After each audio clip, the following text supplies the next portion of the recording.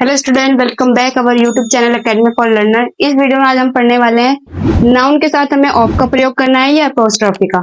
बहुत सारे जो डाउट होते हैं वो क्लियर नहीं होते हैं कि हमें ऑफ का प्रयोग कहाँ करना है, अपोस्ट्रोफी का प्रयोग क्या करना है। दोनों का मतलब का ही होता है। तो इस वीडियो लेक्चर में हम आपको ये बताएंगे कि कहाँ पर आपको अपोस्ट्रोफी का प्रयोग करना है और कहाँ पर आपको ऑफ का प्रयोग करना है। तो चलिए स्टार्ट करते। देखिए रूल नंबर 1, अपोस्ट्रोफी का प्रयोग पॉजेसिव केस यानी कि जब हम अधिकार प्रकट करते हैं जीवित वस्तु के लिए यानी कि जिसमें जान हो के साथ किया जाता है। जैसे मोहन्स बुक यानी कि मोहन की किताब। अब यहाँ पे हम अपोस्ट्रोफी का प्रयोग कर रखा है क्योंकि मोहन जो है वो जीवित है और उसके साथ हमें ऑफ का प्रयोग नहीं करना है, अपोस्ट्रोफी एस का प्रयोग करना है। जैसे एक काउस ऑन यानी कि एक गाय के सींग है।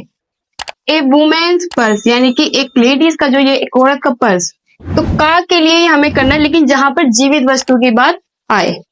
सेकंड रूल है, अगर प्लूरल शब्द का अंतिम अक्षर यानी कि प्लूरल शब्द में जब किसी प्लूरल में जब हम एस का प्रयोग करते हैं तब आपको अपोस्ट्रोफी का प्रयोग नहीं करते हैं, केवल अपोस्ट्रोफी कोमा का ही प्रयोग करते हैं। जैसे बॉयज कॉलेज। अब यहाँ पे जो बॉयज है वो प्लूरल है, केवल हमने यहाँ पर कोमा का प्रयोग किया है। Girls school. नेक्स्ट है वर्किंग वुमेन्स हॉस्टल।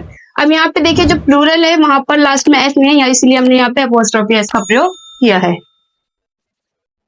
देखिए रूल नंबर 3, पॉजेसिव प्रोनाउन जो कि his, hers, yours, ours, theirs के साथ अपोस्ट्रोफी नहीं करते हैं प्रयोग, इसको नहीं प्रयोग करते। जैसे योर्स फेथफुली, योर्स ट्रूली। यहाँ पे आपको अपोस्ट्रोफी का प्रयोग नहीं करना है और ना ही आपको ऑफ का प्रयोग करना है। अब देखिए रूल नंबर 4, निर्जीव वस्तु के साथ हमेशा याद रखना जो निर्जीव वस्तु में उसके साथ अपोस्ट्रोफी एस का प्रयोग नहीं करते हैं, ऑफ का प्रयोग करेंगे केवल निर्जीव वस्तु के साथ। जैसे कि टेबल्स लेग नहीं होगा, ये होगा टेबल लेग ऑफ टेबल। जैसे देखिए ये होगा leg of table, tables leg नहीं होगा। केवल निर्जीव वस्तु के साथ आपको ऑफ का प्रयोग करना होता है। रूल नंबर 5, समय, भार एवं जगह संबंधित नाउन्स के साथ। जैसे ए डेज लीव यानी कि एक दिन की छुट्टी, आर्म्स लेंथ, ए पॉन्ड्स वेट, इनके साथ आपको अपोस्ट्रोफी का प्रयोग करना होता है। किसके साथ? समय, भार एवं जगह संबंधित नाउन के साथ।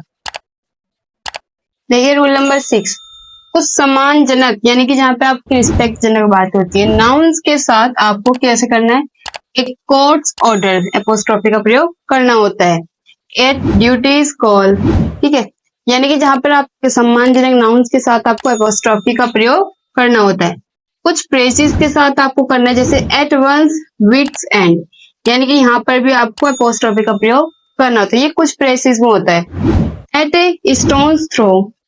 अब देखिए जहां पर भौगोलिक पिंड के साथ आपको किसका प्रयोग करना है, अपोस्ट्रोफी का। जैसे अर्थ एटमॉस्फेयर, यानी कि आपको अपोस्ट्रोफी का प्रयोग कहाँ कहाँ करना है वो आपको ये रूल पढ़ने पड़ेंगे।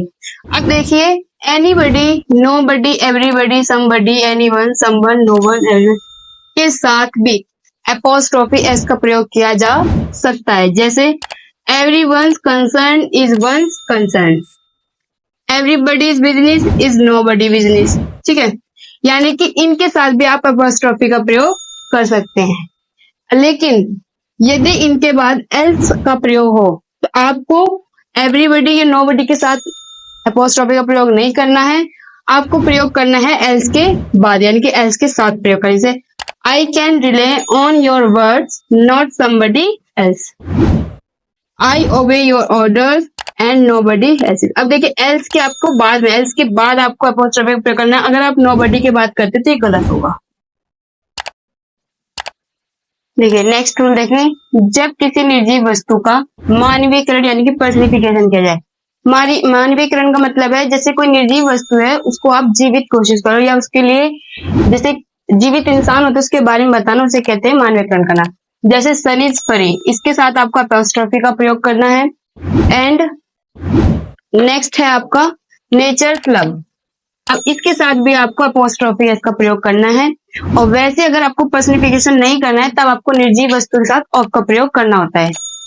अब देखिए नेक्स्ट है जब नाउन सिस्कर ध्वनि यानी कि हिजिंग साउंड, सिस्कर ध्वनि वो जो तय का एक लॉन्ग साउंड होता है, खत्म हो तो उसमें भी एपोस्ट्रोफी एस नहीं लगाते हैं, केवल कोमा का प्रयोग करते हैं। जैसे फॉर पीस सेक, अब देखिए यहाँ पे सी का साउंड जो है से का बहुत खींच के आता है। For conscience sake, for Jesus sake, ऐसे में आपको एपोस्ट्रोफी एस का प्रयोग नहीं करना, एस का नहीं करना है, केवल कोमा का प्रयोग करना है। अब देखिए डबल एपोस्ट्रोफी का प्रयोग न करें, जैसे my wife's secretary's mother has expired, ये सेंटेंस गलत है, बल्कि यहाँ लिखना चाहिए मैं the mother of my wife's secretary has expired.